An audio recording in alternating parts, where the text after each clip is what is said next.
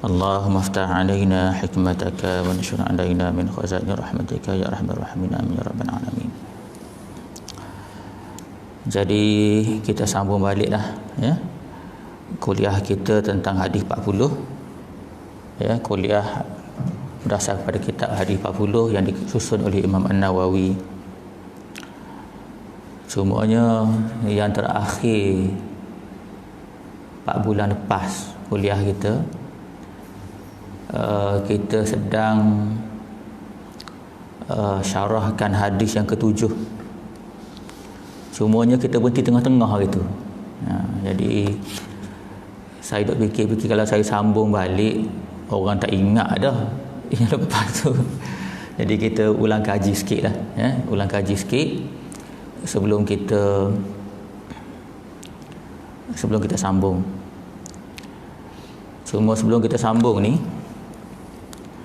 hadis yang kita duk syarah ni yang disusun oleh Imam An-Nawawi ni pada orang yang mengaji di surau-surau, masjid-masjid, kitab ni dianggap kitab biasa. Ramai orang duk mengaji ya. Dalam kitab ni ada 42 hadis, seperti mana yang saya sebut sebelum ni. 42 hadis ni sebenarnya kalau tuan-tuan tekuni ngaji sungguh-sungguh, dia meliputi hampir keseluruhan ajaran Islam sebenarnya. Jadi Imam An-Nawawi bila dia susun 42 hadis ni bukan susun gitu-gitu je kan? Kita pun tahu Imam An-Nawawi ni orang hebat. Antara kitab yang ada sekarang itulah yang 12 jilid tu, Syarah Sahih Muslim. Orang hebat. Dia wakafkan diri dia pada agama ni sampai tak kahwin. Ya. Sampai dia meninggal tu dalam keadaan tak sempat kahwin. Dia maknanya seluruh hidup dia tu pada agama, karang kitab, dah banyaklah kitab dia tu. Jadi dia karang, dia susun 42 hadis. Sebenarnya sebelum dia ni ada dah ulama yang buat. Nama ulama tu Ibnu Salah. Ibnu Salah ni dia susun hadis ni masa tu tak salah saya 26 hadis ke rasanya. 26 hadis. Ya. Hadis yang sama juga tapi ada 26. Kemudian Imam An-Nawawi tambah jadi 42. Lepas tu ada lagi seorang ulama lain nama dia Ibnu Rajab Al-Hambali. Dia tambah jadi cukup 50. Lepas tu pula kitab ni, kitab hadis 40 ni,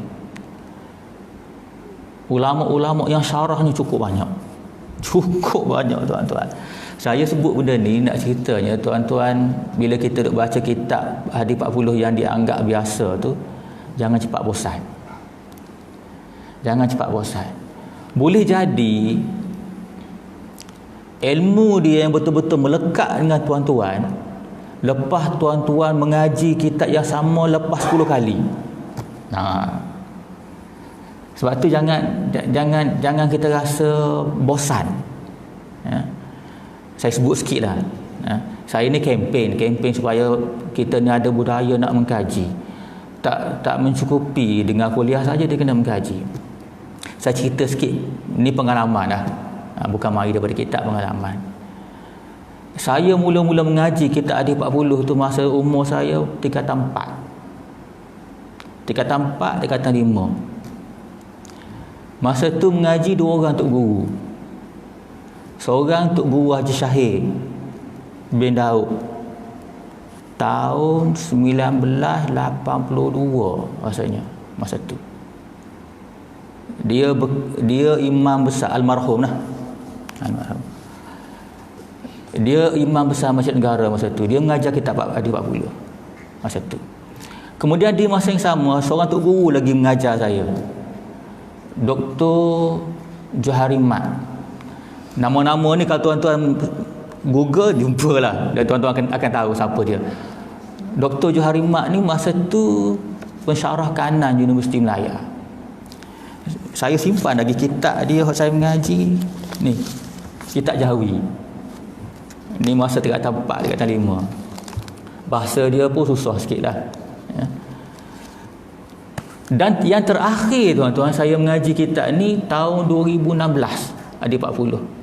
Masa tu saya ikut pengajian talaqi di Universiti Melaya yang dipimpin oleh Dr. Faizal Ahmad Shah.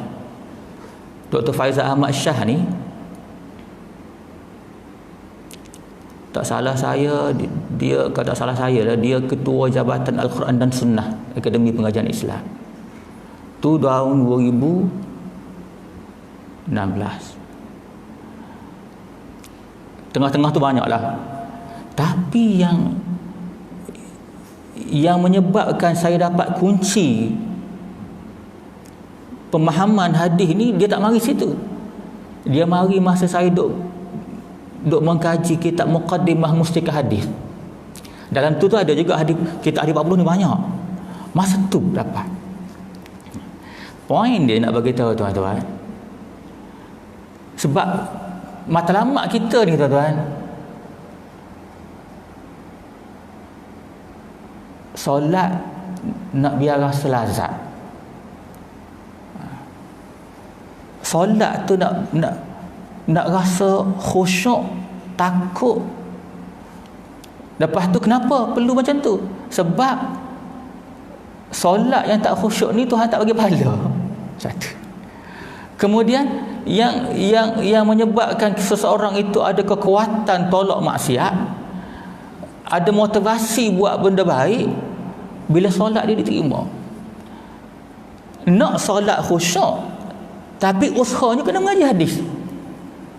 Tuan-tuan nampak tak? Sebab tu yang saya nak sebut berulang-ulangnya, jangan rasa bosan mengaji hadis 40. Tapi hadis-hadis lain itu kena mengaji juga. Jangan hadis 40 siapa ketua kan. Hadis banyak beribu-ribu. Tetap kena mengaji. Tapi pengkajian hadis 40 tu jangan rasa bosan. Jangan rasa bosan. Itu poin dia. Kita tak tahu tok guru mana yang bila kita mengaji kita dapat betul-betul selam pelajaran yang Nabi Muhammad sallallahu alaihi wasallam nak bagi tahu pada kita. Tak tahu.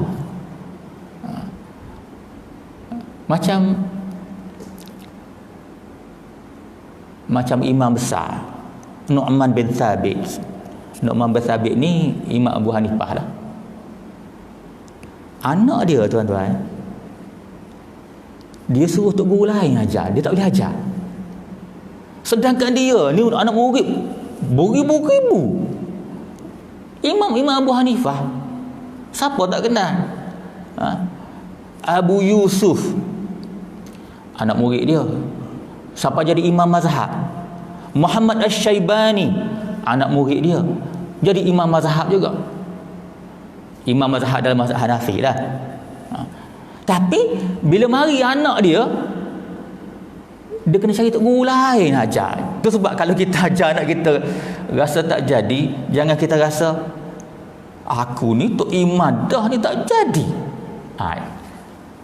Sejarah membuktikan kepada kita bahawa kadang-kadang nak kena ada orang lain ajar. Dan begitu juga hadis ni. Tok guru mana yang kita mengaji hadis ni sehingga sampai satu peringkat kita betul-betul dapat selam. Dapat selam.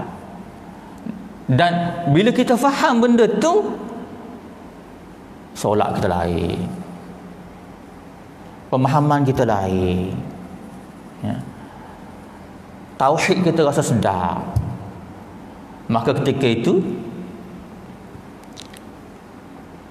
boleh jadi dapatlah kita beramal dengan satu ayat, innamal mu'minun alladzina idza dzukirallah wajilat qulubuhum. Sesungguhnya orang mukmin itu bila disebut nama Allah, wajilat qulubuhum, gemetar hati dia. Macam Ustaz Talib sebut semalam, dia cerita pasal istighfar kan. Ada orang baca istighfar ni macam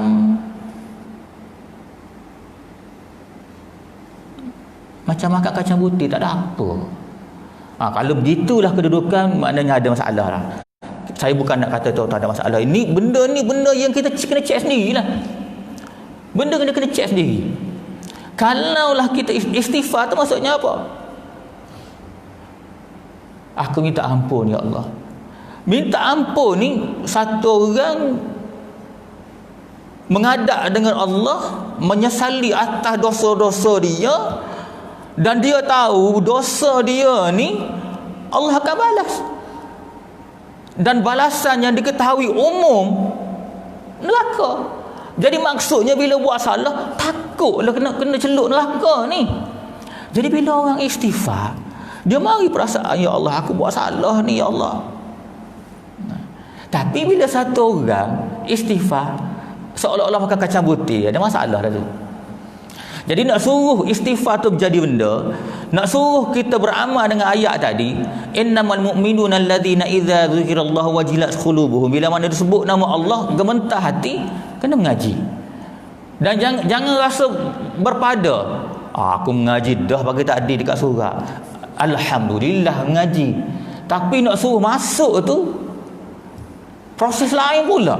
Kena ambil, kena tenung, kena muhasabah malam-malam. Begitu.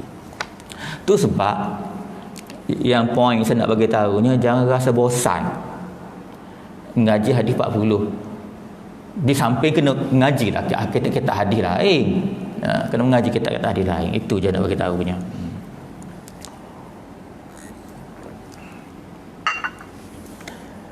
Jadi mula-mula tak lama dah, sekejap sudahlah. Kita baru panah encing. Baik, hadis baru ni yang kita baca sebelum PKP tu, hadis ke-7. Kita ulang sikit dah ya. Ulang sikit sebelum kita sambung balik setakat yang kita berhenti. Hadis ni simple. Hadis ni simple tuan-tuan. Tapi Rasulullah nak bagi tahu sesuatu kepada kita. Pasang telinga, buka pintu hati, dengar baik-baik benda ni, kata Rasulullah sallallahu alaihi wasallam. Rasulullah kata apa? Hadis ni riwayat Imam Muslim daripada Tamim Ad-Dari, anna Nabi sallallahu alaihi wasallam qala ad-dinun nasihah. Itu je Nabi nak bagi tahu. Nabi nak bagi tahu ad-dinun nasihah. Imam An-Nawawi, Imam Ibnu Salah, Imam Ibnu Rajab Al-Hambali ambil hadis ni bubuh dalam kitab dia supaya kita renung. Menandakan benda ni penting sangat-sangat. Ad-dinun nasihah. Baik. Agama itu nasihat. Kemudian Nabi pergi detail sikit. Lepas Nabi kata ad-dinun nasihah, Nabi kata, maaf bukan Nabi kata, sahabat-sahabat tanya, qulna liman, kalau agama tu nasihat, nasihat untuk siapa ya Rasulullah? Dalam bahasa kita lah, qulna liman, kata sahabat-sahabat. Bila Nabi kata ad-dinun nasihah, agama tu nasihat, untuk siapa ya Rasulullah? Maka Rasulullah pun cerita, qala lillahi wa li kitabihi wa li rasulihi wa li a'immatil muslimina ammatihim. Lepas tu Nabi pun bagi tahu detail sikit. Bila sahabat tanya nasihat untuk siapa, kata Nabi, nasihat yang bersangkutan, nasihat yang bersangkutan untuk Allah, untuk kitab-kitabnya, untuk rasulnya, dan para pemimpin kaum muslimin. Dia sebut dalam hadis ni pemimpin kaum muslimin. Nasihat ada berkaitan dengan pemimpin kaum muslimin. Kemudian Nabi sebut wa ammatihim, serta orang awam mereka. Baik, kita pergi ulang satu-satu. Nabi kata agama tu nasihat. Ya, Nabi kata agama itu nasihat. Maksudnya tuan-tuan, saya simpulkan daripada huraian-huraian ulama yang banyak kita syarah tu, Nabi nak bagi tahunya Agama itu nasihat, nasihat tu agama. Dua benda tak boleh pisah. Satu orang yang kata dia beragama, dia pilih agama Islam, automatically pada waktu tu dia kena terima nasihat menasihati ni jadi darah daging dia. Kenapa sampai begitu sekali Nabi sebut? Sebabnya tuan-tuan, kalau tuan-tuan masih ingat dulu, bila satu orang tu mengucap 2 kalimah syahadah, terbeban atas bau dia tu untuk menjadi khalifah. Kan kita baca kan dalam surah Al-Baqarah kan, wa iz qala rabbuka lil malaikati inni ja'ilun fil ardi khalifah. Panjanglah yang mana dalam ayat tu Allah cerita kepada malaikat, aku nak buat khalifah atas muka bumi. Khalifah ni apa? Nama saja ke ataupun tak ada apa-apa? Khalifah maksudnya semua orang khalifah. Saya, tuan-tuan, Tok Imam, Tok Bilal, Tok Siap, AJK, semua sekali, semua tu khalifah. Apa dia? Yang menegakkan hukum Allah atas muka bumi, yang mentadbir muka bumi ni dengan peraturan Allah. Mentadbir tu maksud apa? Semualah. Mengurus manusia, mengurus binatang, mengurus tumbuh-tumbuhan, mengurus alam, mengurus bumi, mengurus semua, airnya, lauknya, dengan guna apa? Al-Quran dan sunnah Nabi Muhammad sallallahu alaihi wasallam. Itu masuk khalifah. Jadi semua ni khalifah. Kalau itulah tanggungjawab dia tuan-tuan,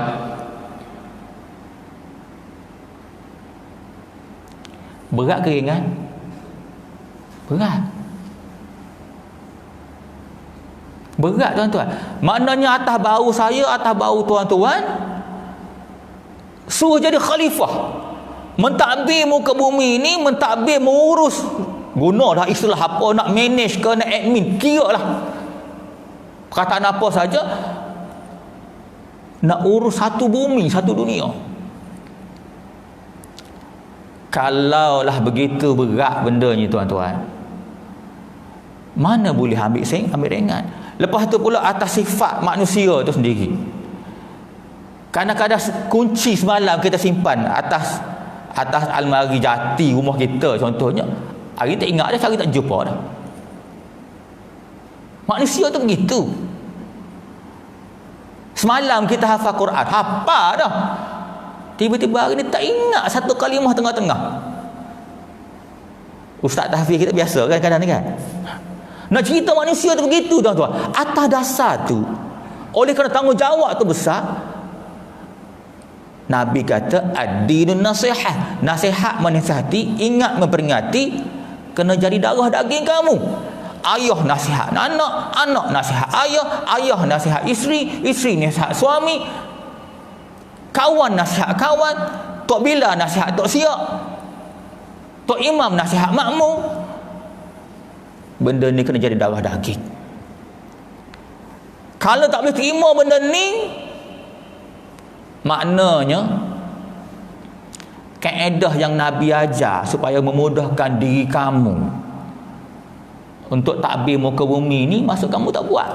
Kalau tak buat, tak sedap berangan lah. Maka tunggulah kiamat. Dia senang. Kiamat ni tuan-tuan, dia akan berlaku bila manusia ni tak ingat tanggungjawab dia.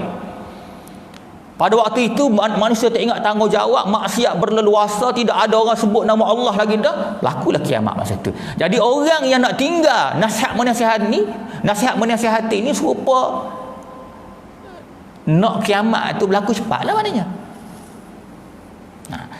Situ duduk ad-dinun nasihat. Jadi maksudnya tuan-tuan, tak bolehlah kita ni berperangai pantang orang tegur melenting. Sekarang ni penyakit tuan-tuan. Padahal hak Nabi ajar betul-betul, salah-salah, salah-salah lah, betul lah, benda betul kena terima.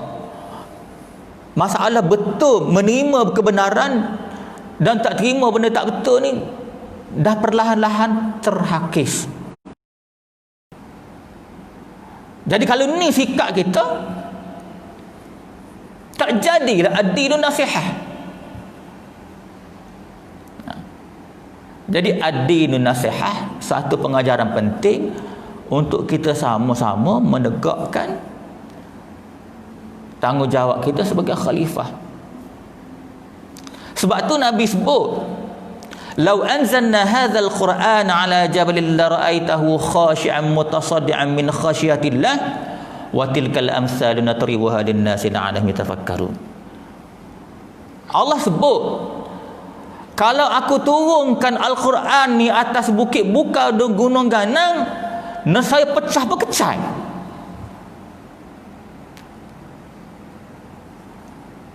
Surah apa tu? Ustaz tak ingat saya. Surah Al-Hasyr tak? Kau. Law anzalna hadzal Qur'ana 'ala jabalin la ra'aitahu khashi'an mutasaddian min khasyatillah. Wa tilkal amsalu natribuha lin-nasi la'allahum yatafakkarun. Cari ayat tu tuan-tuan tengok. Surah Al-Hasyr sudah. Allah kata kalau aku turunkan Al-Quran ni atas bukit buka gunung ganang, pecah berkecai tuan-tuan. Tak pecah macam mana ya tuan-tuan? Tanggungjawab khalifah ni besar. Nak laksanakan khalifah ini, nasihat menasihati, ingat memperingati. Termasuklah dia, kalau kita lihat maksud nasihat ni, baik, cuba kita lihat yang disebut oleh ulama. Maksud nasihat ni di segi bahasanya ialah tunjuk ajar, pengajaran, bimbingan. Maksudnya sama ada kita mengajar, mendapat nasihat tu daripada orang lain, ataupun kita bagi nasihat, kita baca buku, kita ulang kaji, termasuklah untuk dapat pengajaran. Jadi nak laksanakan tanggungjawab khilafah ini, seorang yang mentadbir muka bumi kena bagi jadi darah-darah daging. Kena bagi jadi darah daging. Baik, kita tengok aspek lain pula. Nabi kata ni pasal nak jadikan nasihat menasihati ini darah daging ni, apakah benda yang bersifat pilihan atau perintah? Ni masalah benda sunnah.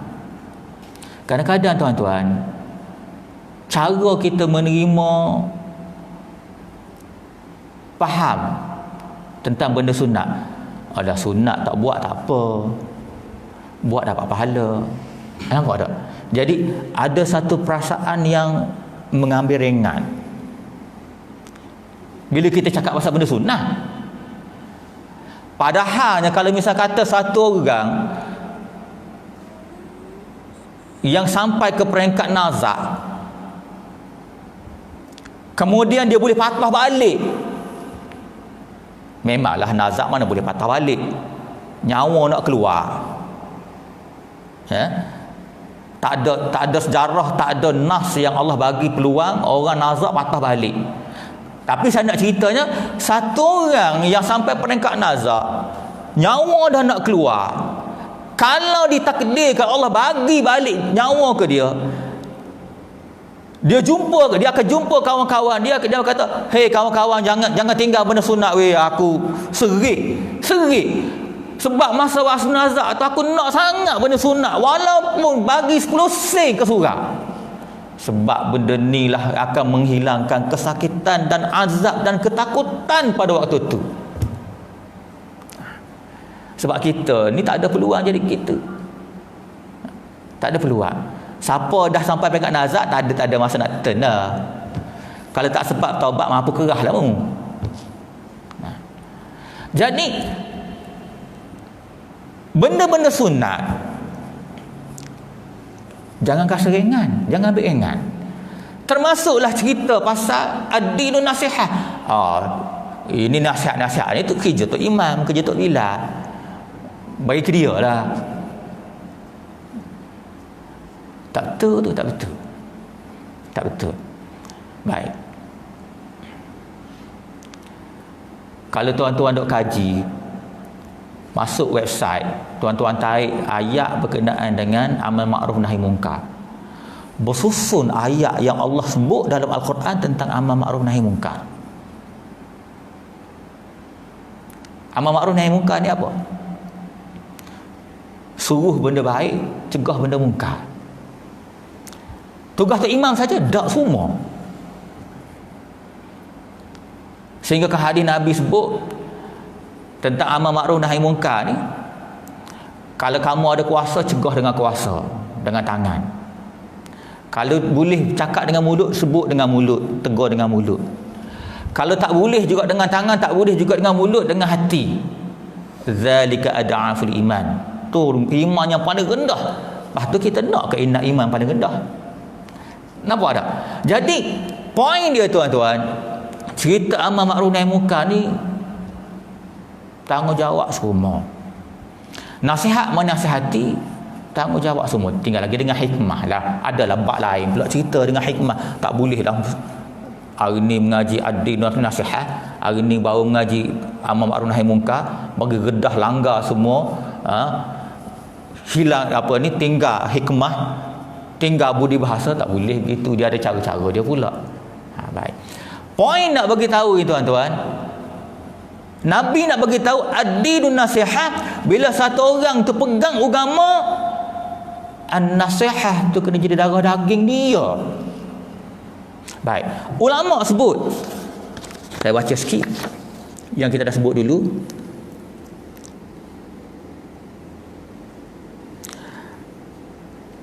Ulama sebut bila ad-din, kalimah ad-din digabung dengan kalimah an-nasihah, agama itu nasihat. Kata ulama, dia menjadi kehendak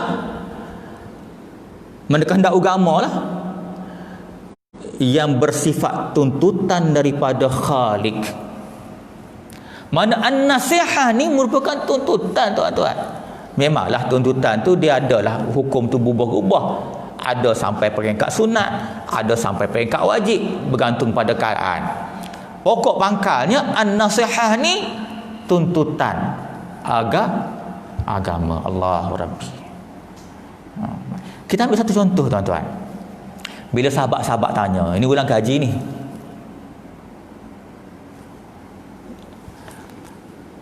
bila sahabat tanya, untuk siapa ya Rasulullah? Kita ambil satu je sebagai ulang kaji. Nabi kata yang pertama untuk Allah, lillah. Maka ulama hurai, nasihat untuk Allah tu maksudnya apa? Maksudnya dalam bahasa yang mudah, nasihat yang berlaku sesama manusia, sama ada pergi mengaji, pergi mengajar, sama ada borak di kedai kopi, borak dalam masjid, tentang apa? Tentang tauhid. Tentang tauhid dan membersihkan daripada syirik, lepas tu mempersembahkan iman yang tulen kepada Allah Subhanahu wa taala. Baik, ni cerita nasihat menasihati yang berlaku di kalangan sahabat. Bila melibatkan nasihat menasihati, ad-dinun nasihat dalam skop untuk Allah. Maknanya saling duk berborak, saling duk bercakap. Sahabat dengan sahabat bila berjumpa duk bercakap pasal tauhid. Duk bercakap macam mana nak membersihkan daripada syirik. Tauhid syirik ni benda besar, benda kecil? Benda besar lah tuan. Tauhid syirik ni tuan-tuan, kalau tak selesai, silap-silap tak boleh mengucap nak mati. Jangan buat gurau. Isu tauhid dan syirik ni benda besar tuan-tuan. Katalah satu orang tu dia boleh kata tiap-tiap tahun pergi Mekah umrah. Bukan setakat pergi umrah, dia taja nak orang lain pergi umrah. Tiap-tiap tahun dia keluarkan zakat. Bahkan dia buat pula yang sunat. Sedekah sana, sedekah sini. Pantas dengar orang panggil nak buat wakaf, pergi ambil duit 2-3 ribu, bagi tu. Bukan 100, 2 ribu. Tapi bila mari bab tauhid tak selesai, maka sepanjang jalan banyaklah dia tersepak dengan masalah syirik kepada Allah. Yang kita duk bimbang je bila melibatkan syirik besar. Bila syirik besar tuan-tuan, Allah tak ampun. Allah tidak maaf kecuali kamu taubat betul-betul, balik asal, kena mocak balik. Jadi ni nasihat menasihati berkenaan dengan lillah. Antara perkara yang saya nak sebut banyak berlaku, kalau tuan-tuan nak tengok detail, saya cadang tuan-tuan boleh cari buku kitab Mustikah Hadis. Kitab Mustikah Hadis jilid pertama, bahagian belakang tu dia akan ceritakan. Kitab Mustikah Hadis ni satu kitab yang patut kita bangga tuan-tuan. Dia dikeluarkan masa Tun Razak dulu lagi tak? Masa Tun Razak lagi. Yang sekarang dikeluarkan, dicetak oleh Jabatan Agama Islam masa tu. Sekarang ni JAKIM lah. Pengarang dia ulama besar. Seorang tu nama dia Syekh Abdullah Basmih. Seorang lagi Tok Mufti Haji Noor, Mufti Kelantan pada waktu. Tok Mufti Haji Noor ni orang low profile, tapi ilmu Masya Allah. Kalau tuan-tuan kaji susu galur dia, ilmu bukan main-main. Syekh Abdullah Basmih dengan Tok Mufti Haji Noor buat kitab ni sampai kerajaan kita bahasa tu keluar, terbitkan seolah keluar buku panduan daripada agama. Lepas tu pula orang-orang nak pergi haji, nak apa ke, antara kitab rujukan untuk apa ni, dijadikan apa ni kursus haji, kitab ni lah. Kan ada kan kita perkara-perkara yang membatalkan iman dan Islam kan. Ambil daripada kitab ni. Tuan-tuan baca. Antara benda penting tuan-tuan, tak mengaku mana-mana perkataan dalam Al-Quran. Sebab Al-Quran ni satu huruf kita tak beriman, habis tuan-tuan. Habis kita. Al-Quran kita ni satu huruf daripada Al-Quran tu kita tak percaya, habis tuan-tuan. Jangankan satu perkataan, jangankan satu ayat, satu huruf. Kalau dah habis tuan-tuan, macam orang bawa motor, bawa kereta, lesen kena tarik. Mana boleh bawa kereta?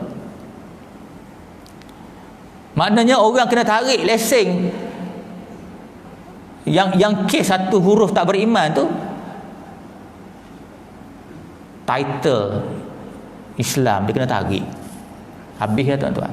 Jadi ad-dinun nasihah, antara benda penting bila melibatkan untuk Allah, mantapkan dengan tauhid. Cari buku-buku yang mudah-mudah, sekarang ni banyak kan. Cari buku yang mudah-mudah, belajar tentang tauhid. Tak tahu, tak reti, cari tok guru.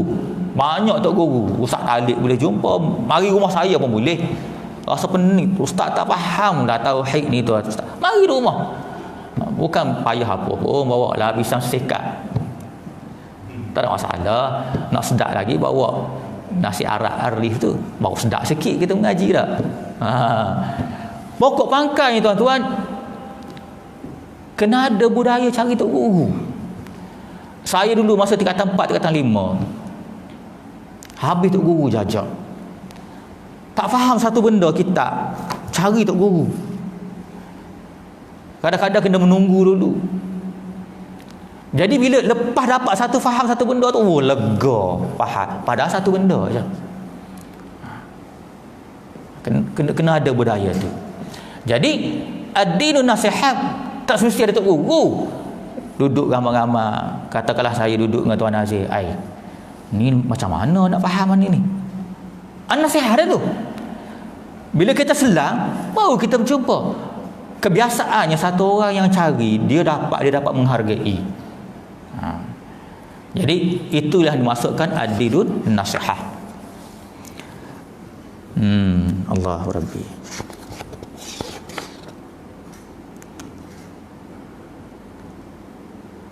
Kemudian nasihat untuk kita.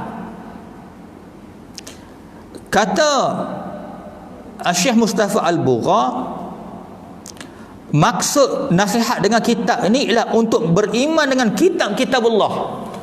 Semua kitab-kitab Allah kena beriman. Maknanya kitab-kitab diturunkan dulu, walaupun kita faham kitab-kitab yang turun dulu ni dah ubah dah, tak boleh terima, tapi kena beriman Allah turun kitab. Dan kitab yang terakhir yang apa ni merangkumi semua syariat-syariat terdahulu ialah Al-Quran kena terima. Baik, macam mana nasihat tentang kitab-kitab ni?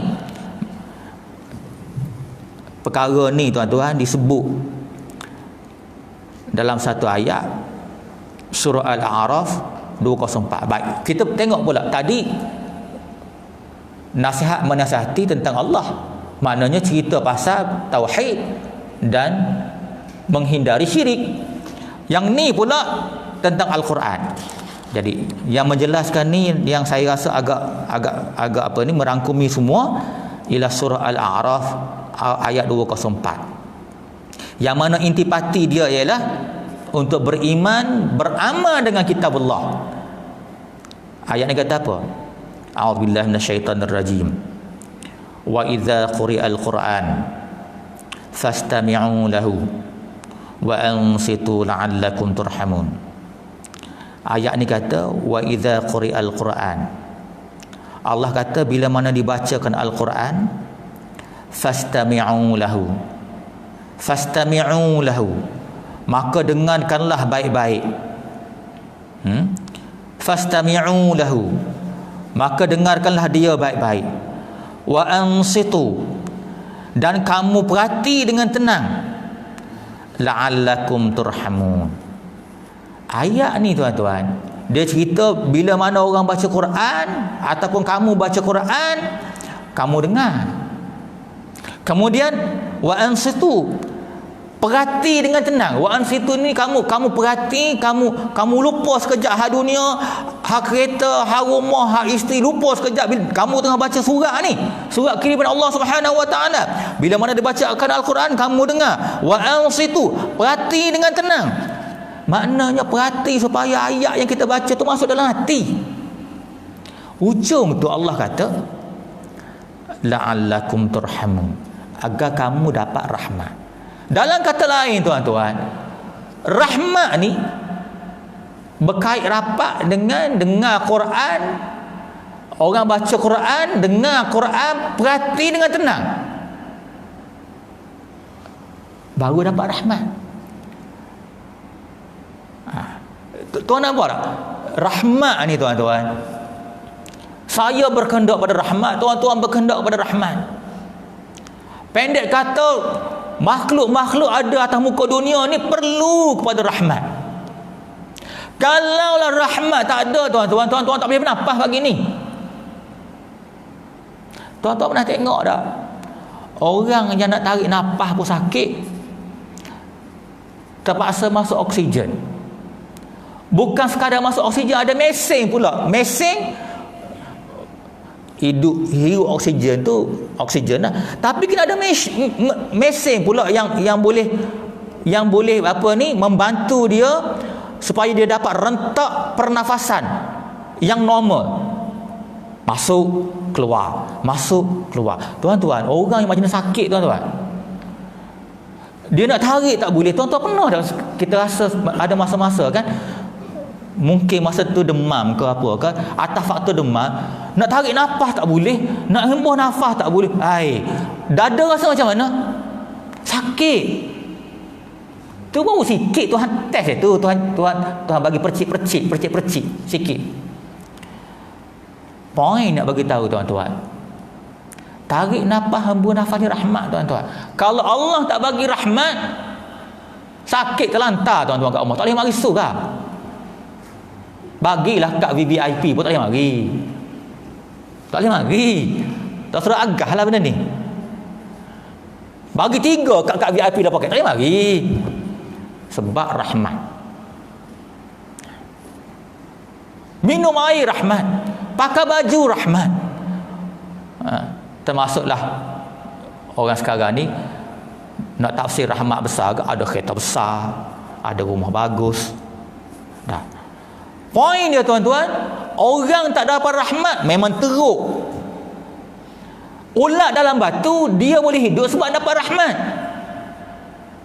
Binatang-binatang dalam hutan dia boleh survive sebab dapat rahmat. Maknanya luah rahmat ni. Dan ayat ni bagi tahu, nak dapat rahmat,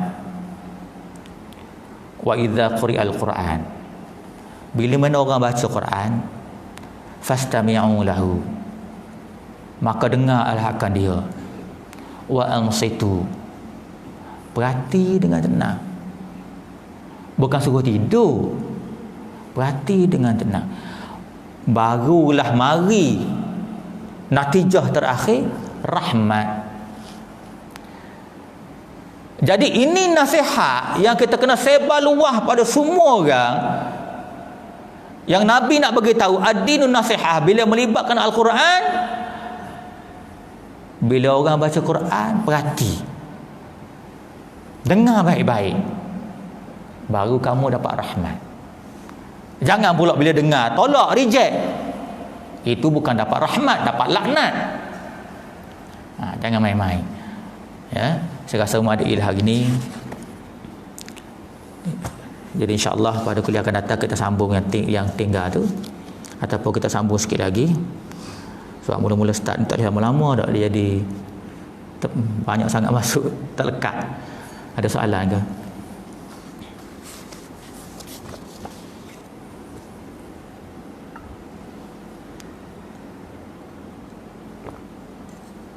Kuliah saya tuan-tuan boleh tanya. Sebab tanya ni mustahak. Kadang-kadang kita tanya sebab kita kurang jelas. Kadang-kadang ada hal lain yang berkaitan dengan ad-dinun nasihat yang kita tak nak kait. Maka di situ perlu kepada panduan. Sebab maksud nasihat ni luas tuan-tuan, luas sangat. Jadi untuk satu orang tu melaksanakan tanggungjawab dia sebagai khilafah, tak ada cara lain tuan-tuan. Sebab tak boleh buat seorang. Mana boleh buat seorang? Tuan Azir dah contoh, boleh tak habis surah seorang-seorang? Mana boleh? Tak. Buat minit pun dia, pasang pintu pun dia, pasang kapet pun dia. Sejak resign jawab dia kan, penat. Mana ada orang boleh buat seorang? Kita jadi ayah dekat rumah, ketua rumah tangga, boleh buat seorang-seorang? Tak boleh. Ada benda anak kita kena buat, ada benda isteri kita kena buat. Atas dasar manusia ni tak boleh hidup seorang-seorang atas muka dunia, dia perlu pada orang lain, maka an-nasihat. Bahkan Nabi kata ad-dinun nasihat.